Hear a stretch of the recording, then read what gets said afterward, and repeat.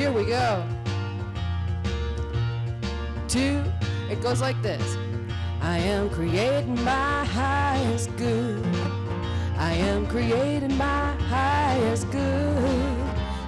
The doors are opening like they should. I am creating my highest good. That's exactly it. Now we're going to do it again and start with verse 1. Here we go. 2. I am creating my highest good. I am creating my highest good. Those doors are opening like they should. I am creating my highest good. I am creating my perfect life. I am creating my perfect life.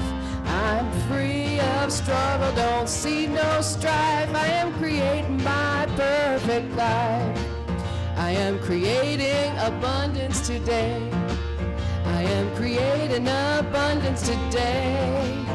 I trust myself and I know the way. I am creating abundance today. I am creating my highest good. I am creating my highest good. Those doors are opening like they should. I am creating my highest good. Those doors are opening like they should. I am creating my highest good. That's right. Creating your highest good. Welcome everybody on this beautiful day. So, good morning. My name is Susan.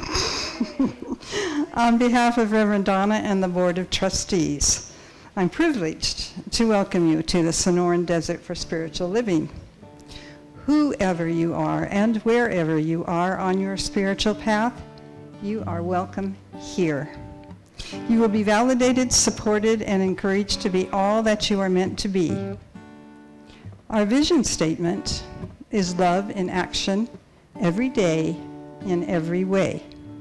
We express this love by learning and living the principles of the science of mind. You'll find our Declaration of Principles at the back of your program. Please join me now in reading them. I believe there is an infinite intelligence operating throughout the universe. I believe this intelligent power is only good. I believe this intelligence expresses as me. I believe through my conscious use of this power, I create my life as happy, healthy, and complete, and so it is. Well, we do have a new person here today, and I'm so happy to welcome Gretchen and Susan. We have 2 people.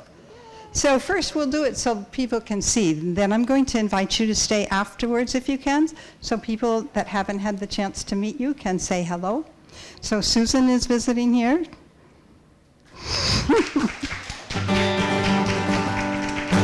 And Gretchen.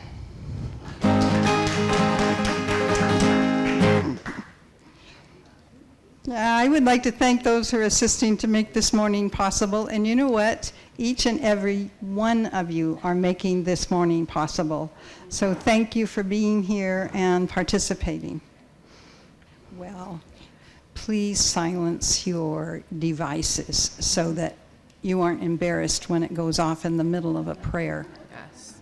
Thank you.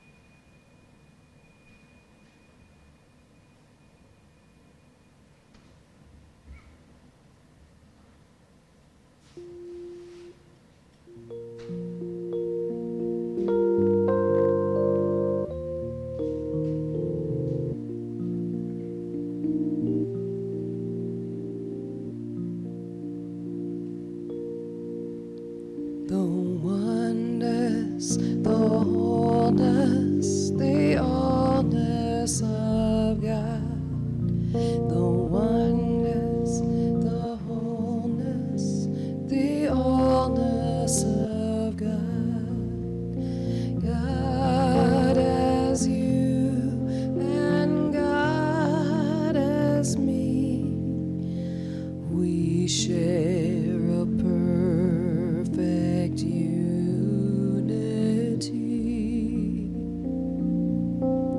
The oneness, the wholeness, the allness of God. The oneness, the wholeness, the allness of God. God as you and God as me, we share a perfect unity.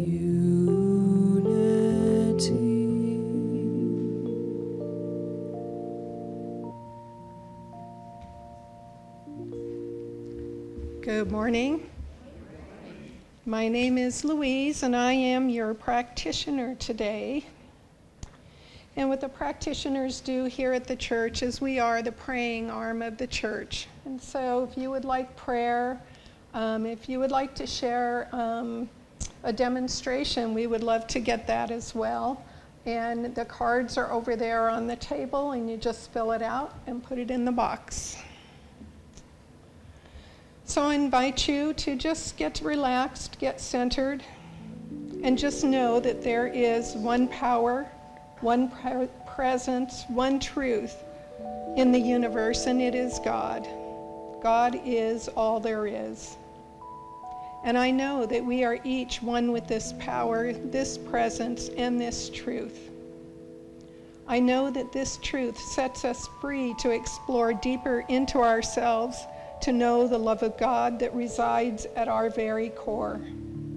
I know that the love we each carry out into the world in big ways and small ways is the truth of who we are. Our stories are the truth of who we each are, and as we close, this is not the end of the month, and as we begin this month, I am grateful for those who generously have shared their thoughts, their prayers, and just their presence here with us at this moment. I know that there are blessings for each of us here, and for those who are here in spirit with us as well today. I know this service is truly blessed, as are Reverend Donna's words and the words of today's service. And I anchor this by saying, and so it is.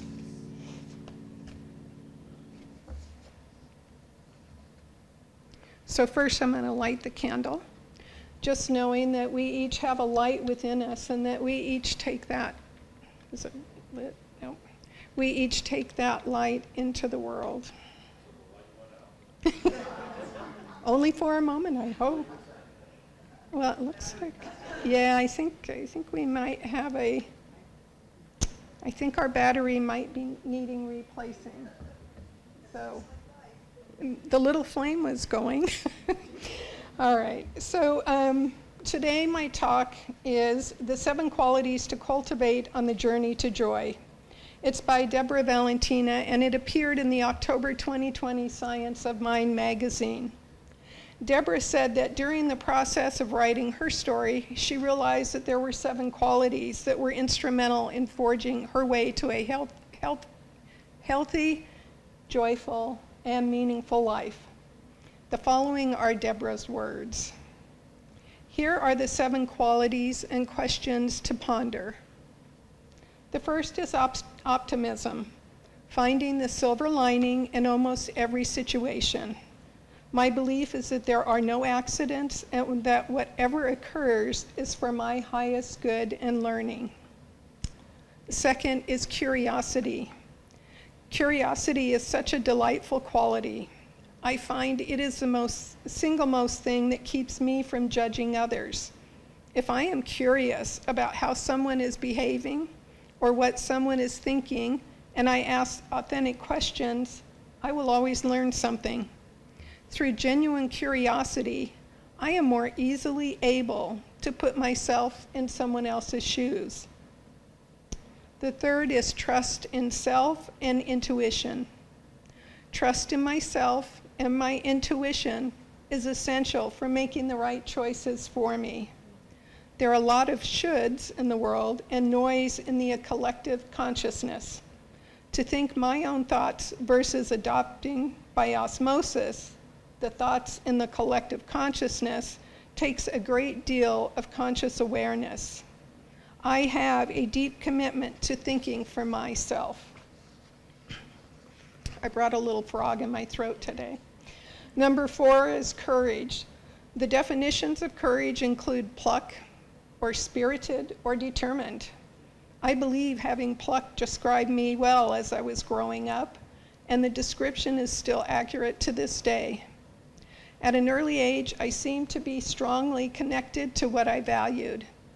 And even now, I can become quite spirited if these values are violated, especially for others. Number 5 is a sense of humor and laughter. I often say that my sense of humor saved my life as I was growing up. I love to laugh, and I try to laugh as much as possible every day. I believe life is funny, and there is almost always something you can find to be amused by. 6 is resilience. Resilience is the ability to quickly come back to center after a setback or discombobulating circumstance. These days, it seems there are plenty of circumstances that easily pull us off center. I believe my daily mindfulness practice of meditation, journaling, and affirmative prayer help enormously with my resilience. And last, taking risks. I have taken a lot of risks in my life, the leaving jobs when I did not know what the next one would be, or moving to different parts of the country while knowing only a few people in the city I was moving to. I believe in part I could take these leaps of faith because I believed in myself and my intuition that was nudging me to make these moves. If you choose to review these qualities, which 2 or 3 would you like to cultivate? How would enhancing these 2 or 3 attributes benefit the personal and/or professional projects you engage in? So what I did is I put a few of these in the back, and there's questions for each quality if you choose to do that on your time. So namaste, and I take this candle knowing that there is still a light within us, even though it's not here. Thank you.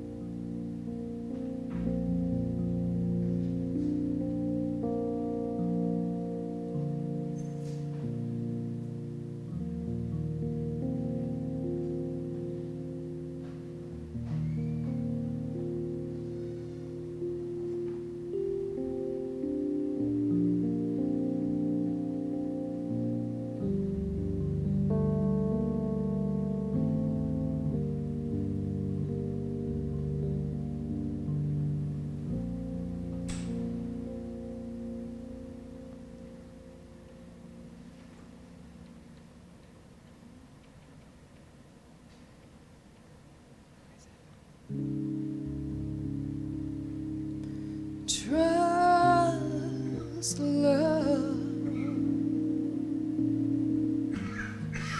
Trust love. Trust God. The love is everywhere.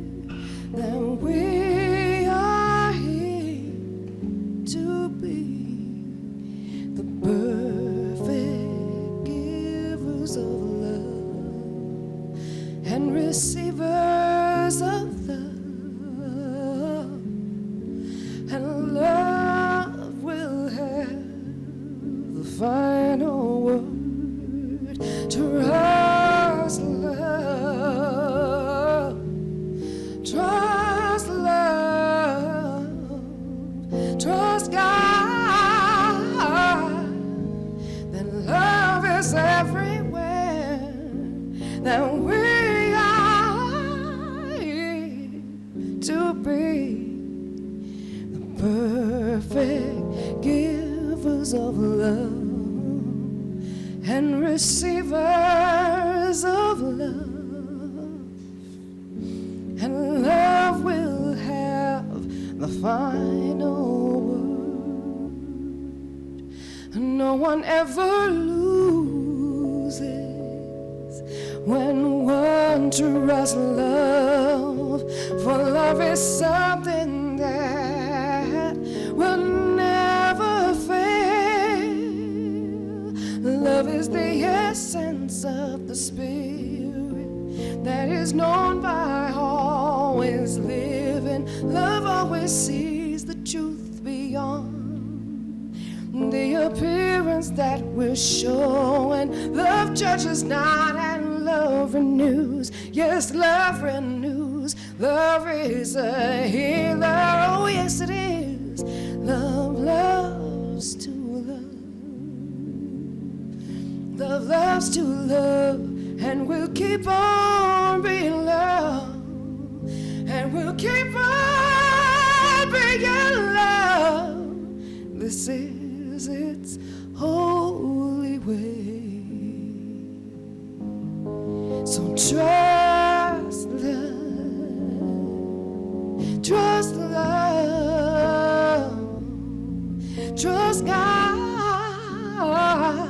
That love is everywhere, and we are here to be the perfect givers of love and receivers of love, and love will have the final word.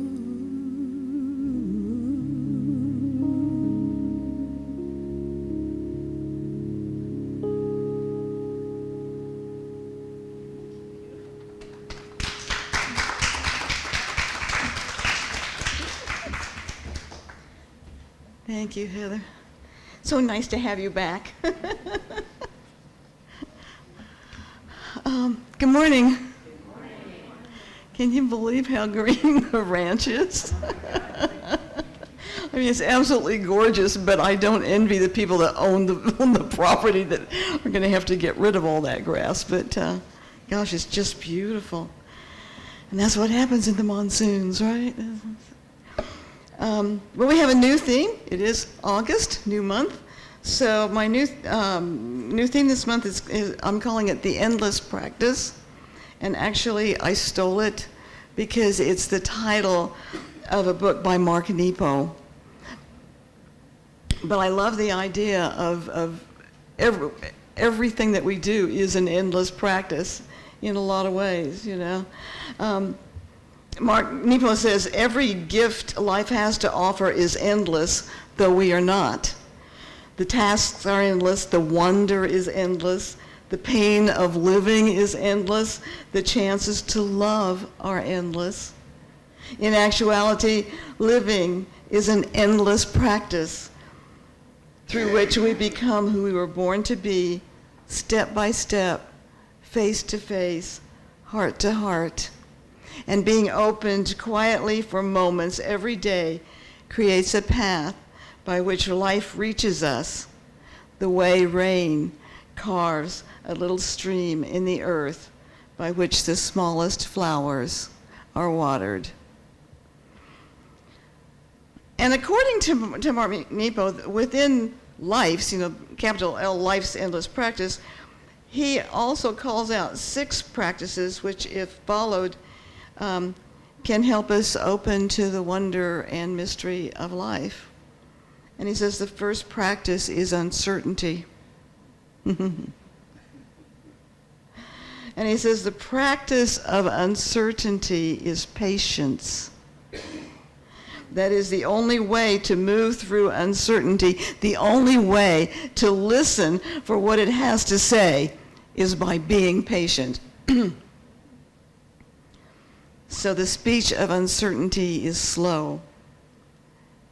And when we move too fast, the lessons are unintelligible. So how then, he says, can we learn to be patient? By slowing down when we speed up. By following whatever part of us is moving slow. If your heart is racing, let the calm at the center of your mind slow the rest of you. If your mind is racing, let the tiredness of your body slow the rest of you.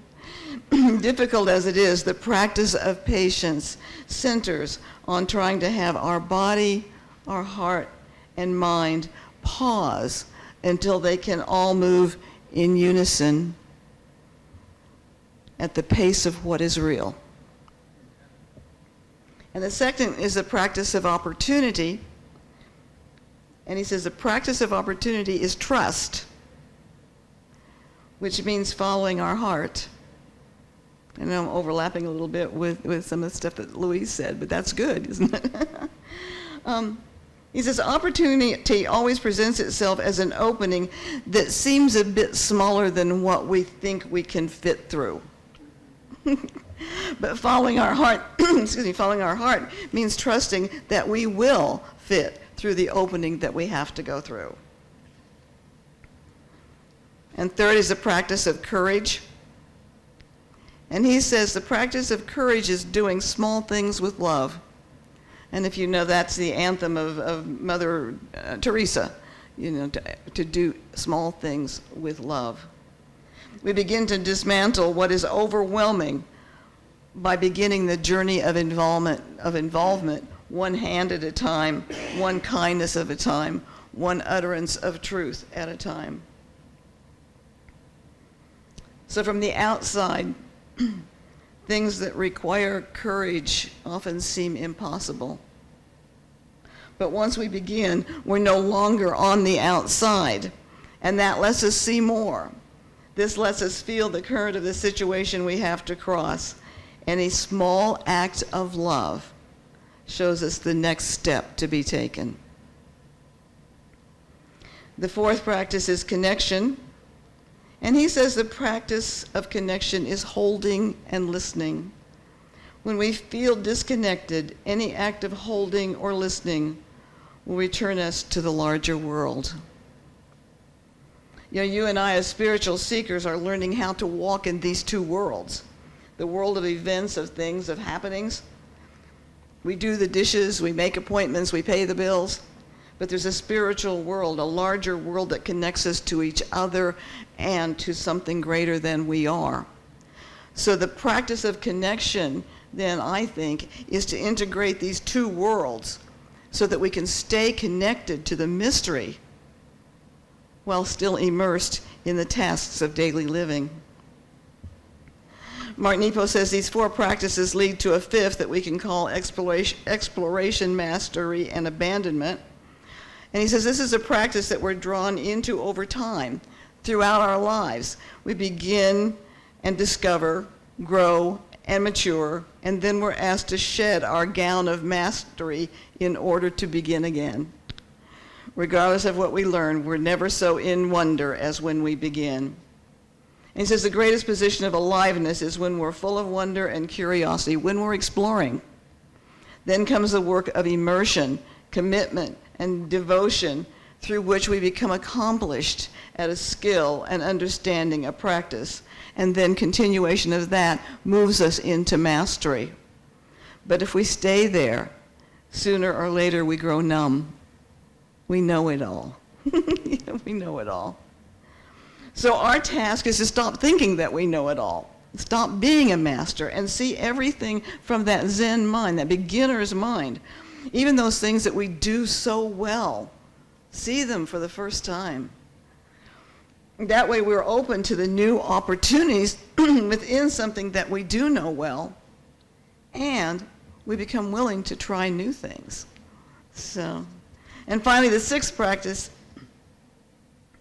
is to stay devoted to the life of expression. Only by allowing what we feel, think, and experience to move through us can we be animated enough to sense what matters and to join with it. And he says to practice the life of expression enhances all the other practices. The way blood is needed for each organ to do its work. So when faced with uncertainty, we're asked to practice patience. When faced with opportunity, we're asked to practice trust. When faced with a need for courage, we're asked to do small things with love. And when faced with disconnection, we're asked to remember how to hold and listen. And when encased in the weight of our own knowledge, we're asked to abandon what contains us and begin again. Yet none of these practices can help us if we don't let the life of expression move through us so it can lead us back to what matters. So, our theme is for the month, the endless practice. And our topic for this morning is a most precious treasure. And I believe that this practice number 6 is the most precious treasure, this gift of life, because it is the life of God showing up as you and as me and as all creation. Our founder, Dr. Ernest Holmes, tells us, let us accept the fact with utmost simplicity, and let us believe and believe in our heart that which the intellect cannot and need not explain, the mystery of life. All the rational analysis and all apparent synthesis of every analysis known to the mind of man has not and cannot and never will explain life. The divine gift is made, and as we awake to the realization of it, it is ours. So how often do we stop to recognize this incredible treasure? Because the more we do consider it, the more we stop and just take a moment to look at the green. We're connected to something. We've touched something. And we're grateful for it. We're grateful for those moments that touch us. And that very gratitude then opens us up to even more blessings because we're open to the wonder and the mystery that surrounds us. Mary Oliver is one of my favorite poets, and she has a poem that is probably my favorite poem. It's called Summer Day. And she says, who made the world?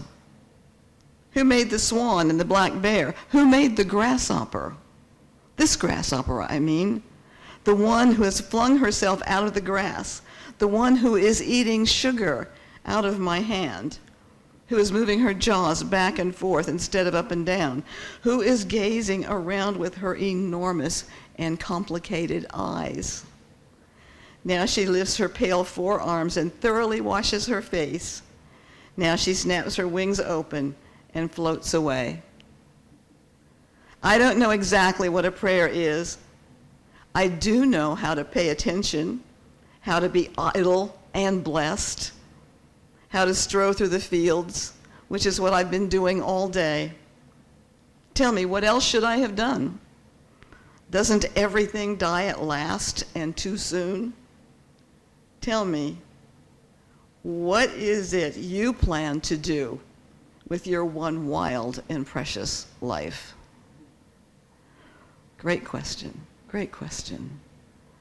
What is it you plan to do with your one wild and precious life? And this question isn't just for young people, but for each one of us, because the adventure begins the moment we say it does. And it doesn't matter whether we're 9 or 90. It doesn't matter. The moment we say it is the moment we begin. The divine gift is made, and as we awaken to the realization of it, it's ours, and there's no timeline on that awakening. Mary Oliver asks, who made the world, the swan, the black bear, the grasshopper? And those kinds of questions put us in touch with our divinity as we realize the divinity in everything. She says, I know how to kneel down in the grass, how to be idle and blessed, how to stroll through the fields. And this is what Mark Nepo was talking about, that slower pace is necessary when we're uncertain or stressed. It calls us to patience, to pause for a moment so that our body, heart, and mind can move in unison. Christina Baldwin calls this moving at the pace of guidance. So when we move at that pace, we have time to question and time to listen for answers before moving on. She says, when we move at the pace of guidance, it occurs to us to wonder what plans the divine might have for us in the midst of the plans we've made for ourselves. She says, speed tends to cancel out guidance. When we move in speed, we are out of touch with spirit, and when we are out of touch with spirit, the ego steps into control. I hear that old familiar voice in my mind saying, somebody has to be driving, and drive it does. Personal will runs rampant like a headstrong horse. And she says, I long ago discovered that the only way to stop a runaway horse is by first calming myself and then calming the animal. No amount of screaming helps, no amount of pleading, no amount of waiting for instructions from the roadside. The horse will run until it has run itself out, or I will find a way to slow the momentum and come back into relationship with what I am writing, becoming two beings moving with one gait. This is the expression of life moving through us as patience. Uncertainty transforms to wonder, and the need to fix it no longer applies. Mary Oliver says she's learned to pay attention. Pay attention to what? Pay attention to what? For her, it is the wonder of the grasshopper eating the sugar in her hand. And I think that's a special encounter that tells me we're all connected. But I also know that what we pay attention to, we bring into our lives. The king called in 2 servants. He told the first servant, I want you to go through the kingdom and gather weeds of all different varieties and bring them back to me. Then the king told the other servant, I want you to go around the kingdom and gather flowers of all different kinds and bring them back to me. He gave them each a week. The first servant came back after a week with armfuls of all different kinds of weeds. He said, I never knew there were so many weeds. I am convinced that all we have in this kingdom is weeds. Soon the other servant returned and said, look at all these flowers. I didn't realize we had so many flowers. We have flowers of every variety imaginable. The way I see it, all we have in this kingdom is flowers. One servant saw weeds, the other saw flowers. They saw what they were looking for. To fully express this life we've been given, we need to be focusing on those flowers, not the weeds. We need to be focusing on the blessings in our lives, not the misfortune. We need to see our life and all life as big, bold, and beautiful. Ernest Holmes says, each person is a center of self-conscious life, and God is the life principle animating us. This brush with the transcendent allows us not only to see our connection to the one consciousness, but our unity as well. And once we embody this, then we embody a peace and serenity and security that cannot be shaken. Again, Dr. Holmes says, I believe that everything that exists is an expression of God, and that is why we are here. There is an inner something in us that belongs to the universe. It warms the heart, makes glad the mind, and feeds the soul. We belong to God. So when we see God in all things, Our uncertainty does turn to patience. We trust and follow through on the opportunities that present themselves to us. We increase our courage by doing small things with love. And because we see God in all things, we find connection in all things. These first 4 practices lived through a life of expression transforms the mundane to the sacred. And in the words of Rabindranath Tagore, the same stream of life that runs through my veins night and day runs through the world and dances in rhythmic measures. It is the same life that shoots in joy through the dust of the earth in numberless blades of grass and breaks into tumultuous waves of leaves and flowers. It is the same life that is rocked in the ocean cradle of birth and of death, in ebb and in flow. I feel my limbs are made glorious by the touch of this world of life, and my pride is from the life throb of ages dancing in my blood this moment. So truly, this gift of life that we have been given, God's gift of life through us, is our most precious treasure, and I trust we live it well. Thank you. Namaste. Thank you. Thank you.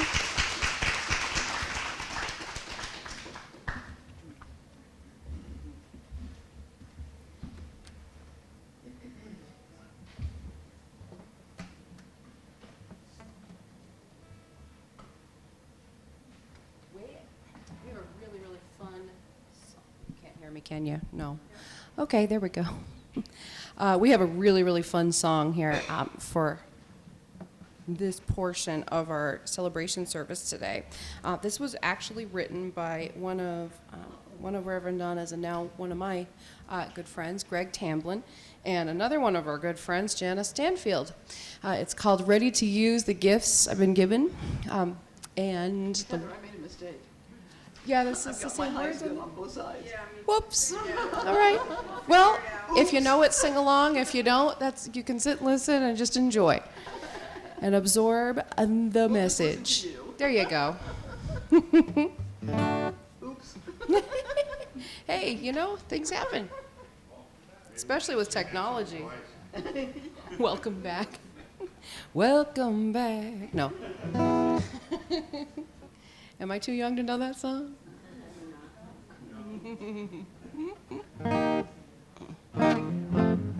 There we go. Lately I've been noticing how much I've been blessed with people to love, peace of mind, and happiness. It makes me want to pass along this love I've received as a way of giving thanks for what's been given to me. I've got a strong heart and I'm ready. I've got a strong love and I'm ready. And I'm ready to use the gifts I've been given to make this world a better place to live in. Ready to use the gifts I've been given to make this world a better place to live in. I used to have a lust for more that bordered on greed, till I looked around and saw that I had more than I need. I thought I had to have it all before I could share, till I realized what's mine to give has always been there. I've got a strong heart and I'm ready. I've got a strong love and I'm ready.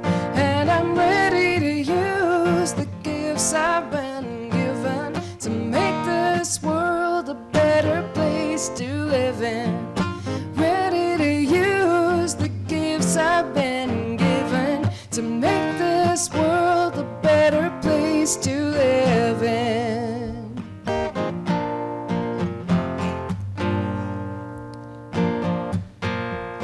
I may not make a difference that the whole world can see, but the difference is more kindness, that's what matters to me. I'm changing on the outside, finding gray in my hair, means on the inside is that I don't care.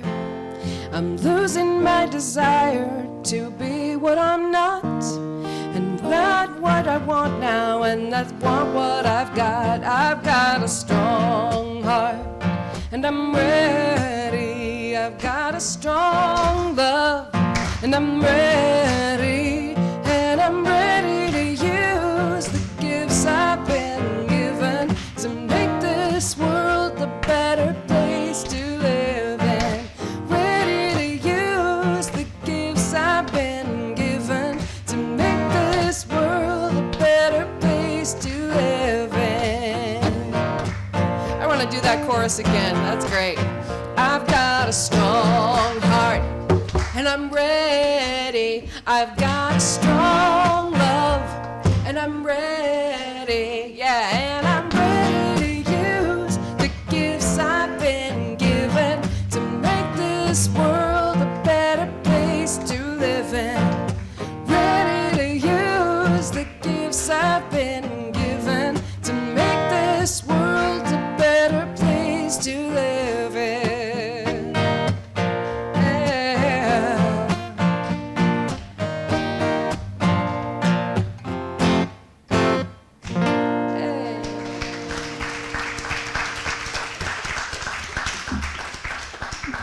Fun little song, huh?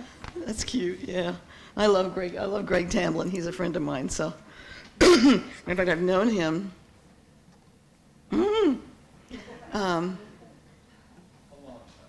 for over 40 years. Over 40 years. Yeah, yeah. Okay, so it's time for our offering. And this is a time where we share in our love and our joy for this center and all the things that it does in the community. By the way, I did not tell you, recently the youth had a youth camp, and it was going to cost $150 per student, and the board authorized $300, and that was matched twice. Wow. So we were able to give $900, which is how many people? That's 6 people. So we were able to send 6 kids to camp because of you. So pretty cool, pretty cool. Okay, so let's join me in the offering affirmation. My gift goes forth to heal, prosper, and bless all that it touches. It is evidence of my conviction that God is the source and substance of my supply. I share generously of my good, knowing that it returns to me multiplied abundantly, and so it is.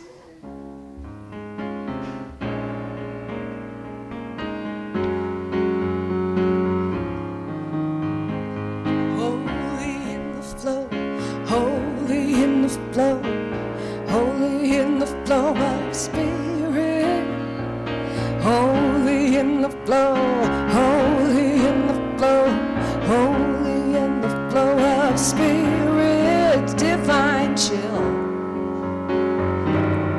in the circle of love.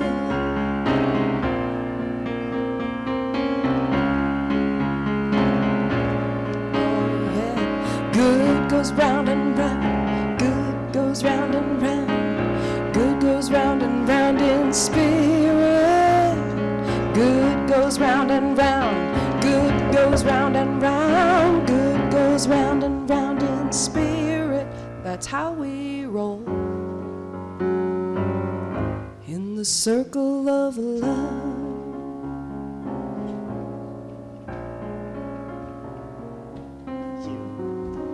Thank you.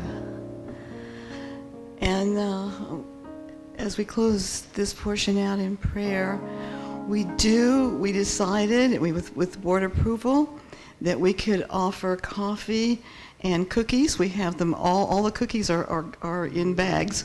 So we're doing our best to because I know a lot of people have said, we really miss the refreshment time, and we do. It is a time to just get to know everybody better. So this is our first attempt. So we have cookies and coffee today. So please join us afterwards. And now let's just take a moment to recognize that God is all there is. And that the attributes of God are love, truth, beauty, wholeness, health, perfection, abundance. And because we are an expression of God, all these attributes are inherent within us.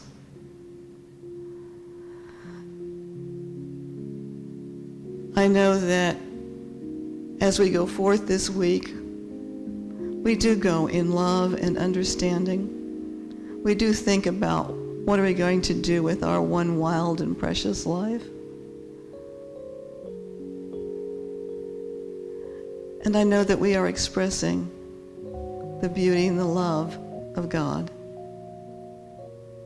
I speak a special word for those who are experiencing any kind of a challenge. And know that right where that challenge is the healing power of God.